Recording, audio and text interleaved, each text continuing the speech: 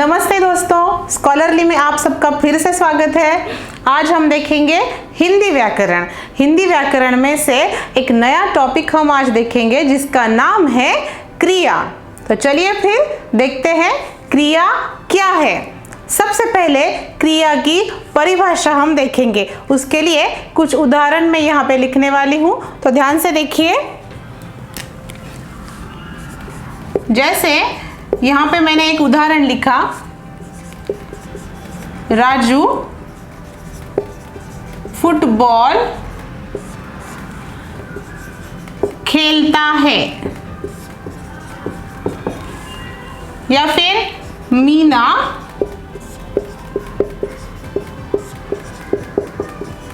गाना गाती है। दोस्तों, इन दोनों उदाहरणों में जो ये आखिरी शब्द है खेलता है, गाती है, खेलता है, इस शब्द से खेलने की क्रिया का हमें बोध होता है, और गाती है यानी कि गाना गाने की क्रिया का हमें बोध होता है। इन शब्दों को हम क्रिया, व्याकरण की भाषा में क्रिया कहते हैं। जिस शब्द से कोई भी काम होने का या करने का बोध होता है, उस शब्द को हम क्रिया कहते हैं। देखते हैं फिर से परिभाषा इसकी। जिस शब्द से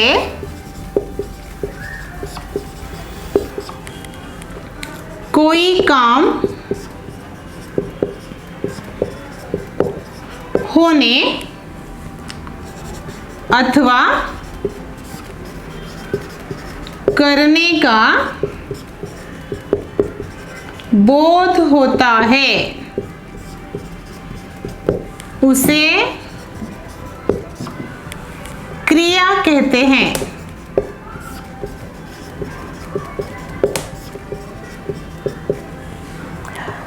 सभी क्रियावाचक शब्द या फिर जो शब्द हम क्रियाओं के लिए इस्तेमाल करते हैं, जैसे खेलता है, गाती है, सोती है, उठती है, बैठती है, जाती है, आती है, रोती है, हंसती है, सभी शब्द जो है वे क्रियाएं हैं। दोस्तों, क्रिया के दो मुख्य भेद होते हैं। हम आज उनकी भी जानकारी लेंगे। तो देखते हैं क्रिया के कौन से मुख्य भेद हैं। तो दोस्तों, जैसे कि मैंने बताया, क्रिया के दो मुख्य भेद होते हैं। तो पहला भेद जो है उसे हम कहते हैं सकर्मक क्रिया,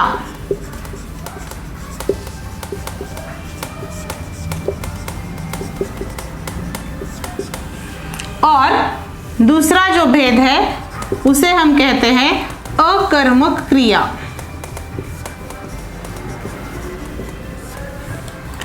सकर्मक क्रिया और अकर्मक क्रिया ये क्या है, ये स्पष्ट करने से पहले मैं आपको पहले कर्म इस शब्द से परिचय कराती हूँ। तो दोस्तों, जब भी हम कोई वाक्य लिखते हैं, उस वाक्य के तीन मुख्य भाग होते हैं, जैसे कि कर्ता, कर्म और क्रिया। अब फिर से एक वाक्य मैं आपको दिखाती हूँ यहाँ पे। मीना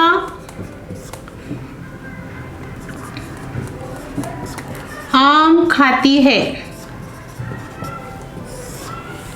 यह जो वाक्य है, इस वाक्य में मीना आम खाती है, खाती है यह तो क्रिया है, अभी हमें पता चल गया। लेकिन क्रिया जिस चीज पर हो रही है, वह चीज जो है इसे कर्म कहते हैं। तो इस वाक्य में आम यह कर्म हुआ, खाती है यह क्रिया है, और कर्म पर क्रिया करने वाला जो है वह होता है कर्ता।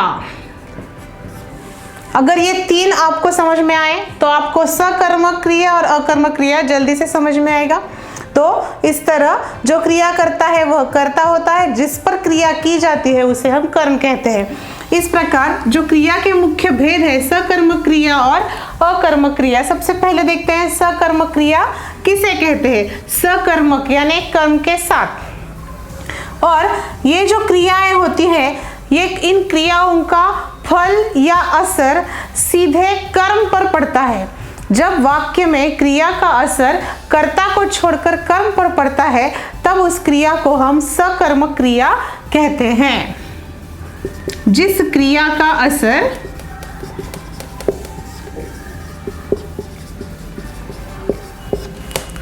कर्ता को छोड़कर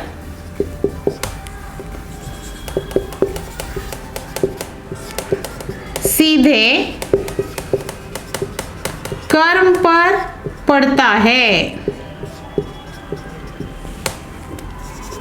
उसे सकर्मक क्रिया कहते हैं।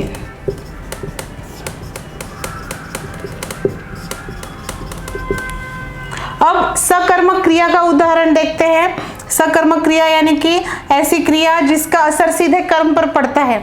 जैसे कि ये उदाहरण देखा था, मीना आम खाती है। या फिर और उदाहरण देखते हैं, संजू किताब पढ़ता है। इस वाक्य में पढ़ता है यह क्रिया है, पढ़ने की क्रिया इससे सूचित होती है। संजू क्या पढ़ता है? किताब पढ़ता है। किताब यह कर्म है। अगर हम इस कर्म को छोड़ दें, संजू पढ़ता है, संजू क्या पढ़ता है, इसलिए हमें इस कर्म की जरूरत होगी। ये कर्म हमें चाहिए, इसलिए यह क्रिया जो है पढ़ता है, यह क्रिया सकर्मक क्रिया हुई, क्योंकि उसे कर्म की आवश्यकता है। अगर ये कर्म हम छोड़ देंगे तो वाक्य का पूरा अर्थ हमें समझ में नहीं आएगा। इसलिए इस क्रिया को कर्म की जरूरत है, इसलिए ऐसी क्रिया को हम सकर्मक क्रिया कहते हैं। जैसे किताब पढ़ता है, आम खाती है, कहानी सुनाता है, गाना गाती है, इस तरह ये सभी क्रियाएं जो है वे सकर्मक क्रियाएं हैं। अब क्रिया का दूसरा जो भेद है अकर्मक क्रिया, बिल्कुल सकर्मक क्रिया के उल्टा। सकर्मक क्रिया में हमें कर्म चाहिए ही चाहिए, लेकिन अकर्मक क्रिया में हमें कर्म की वैसे ज्यादा जरूरत नहीं रहती। या फिर ये कह सकते हैं, जिस तरह सकर्मक क्रिया में क्रिया का असर सीधे कर्म पर पड़ता है, उस तरह अकर्मक क्रिया में क्रिया का असर कर्म पर ना पड़कर कर्ता पर पड़ता है। कर्म को छोड़कर कर्ता पर असर पड़ता है, तब उसे हम अकर्मक क्रिया कहते हैं। अब देखते हैं फिर से परिभाषा। जिस क्रिया का असर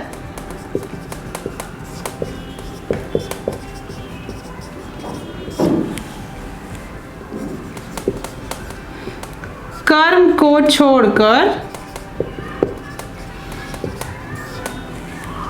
कर्ता पर पड़ता है,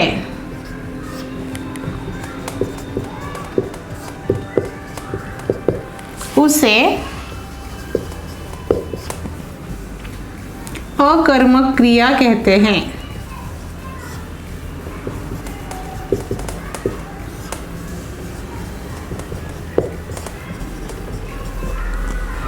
जैसे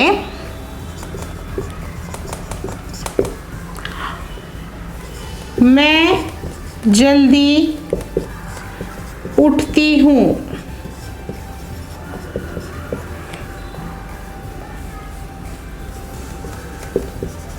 वह देर तक सोता है। इन दोनों उदाहरणों में उठती हूँ या फिर सोता है, इन दोनों कर्मों का असर कर्ता पर पड़ता है, ना कि कर्म पर। यहाँ पे कर्म नहीं है, अगर आप ध्यान से देखोगे दोनों वाक्यों में कर्म नहीं है, क्योंकि इन दोनों क्रियाओं को कर्म की कोई खास जरूरत नहीं है। उठती हूँ, सोता है, बैठता है, जाता है, आता है, ये सब क्रियाएं जो है ये अकर्मक क्रियाएं हैं। दोस्तों, इस तरह क्रिया के जो प्रमुख दो भेद हैं आपके सामने हैं, आप उनमें फर्क देख सकते हो। सकर्मक क्रिया, अकर्मक क्रिया। सकर्मक क्रिया यानी कर्म की जरूरत है, अकर्मक क्रिया को कर्म की जरूरत नहीं है। सकर्मक क्रिया जो है उसका असर सीधे कर्म पर पड़ता है, अकर्मक क्रिया का असर कर्ता पर पड़ता है। ठीक है, तो इस वीडियो से आपको क्रिया क्या है, क्रिया के दो भेद और उनकी जानकारी अच्छी तरह से मिली होगी। दोस्तों, आपको क्रिया के संबंधित ये वीडियो कैसा लगा ये हमें ज़रूर बताइए, और आगे भी ऐसे वीडियोस देखने के लिए आज ही सब्सक्राइब करें स्कॉलरली इनहैंस द लर्निंग इस चैनल को। अगर आपने पहले से सब्सक्राइब किया हुआ है तो बहुत बहुत धन्यवाद, और तब तक के लिए देखते रहिए scholarly enhance the learning. Take care, good bye.